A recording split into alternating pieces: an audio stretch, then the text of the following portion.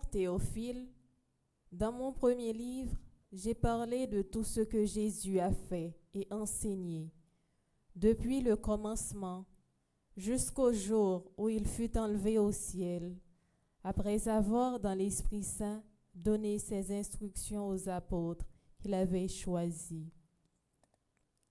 C'est à eux qu'il s'était montré vivant après sa passion.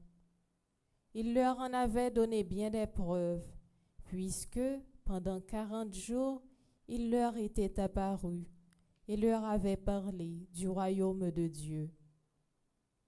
Au cours d'un repas qu'il prenait avec eux, il leur donna l'ordre de ne pas quitter Jérusalem, mais d'y attendre ce que le Père avait promis.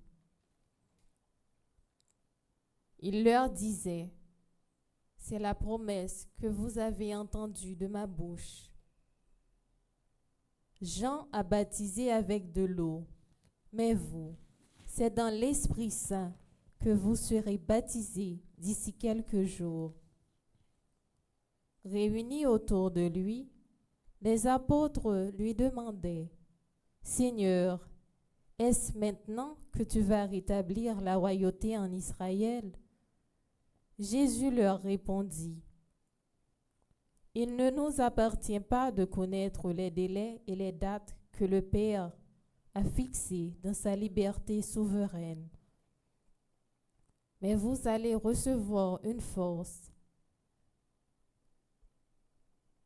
celle du Saint-Esprit, qui viendra sur vous.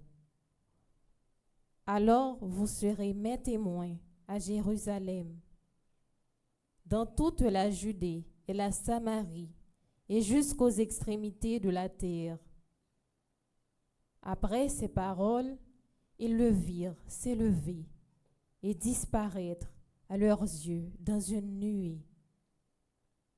Et comme ils fixaient encore le ciel où Jésus s'en allait, voici que 2 hommes en vêtements blancs se tenaient devant eux et disaient: « Galiléens, pourquoi restez-vous là à regarder vers le ciel? Jésus, qui a été enlevé du milieu de vous, reviendra de la même manière que vous l'avez vu s'en aller vers le ciel. » Parole du Seigneur. Nous rendons grâce à Dieu. Les cieux fermés,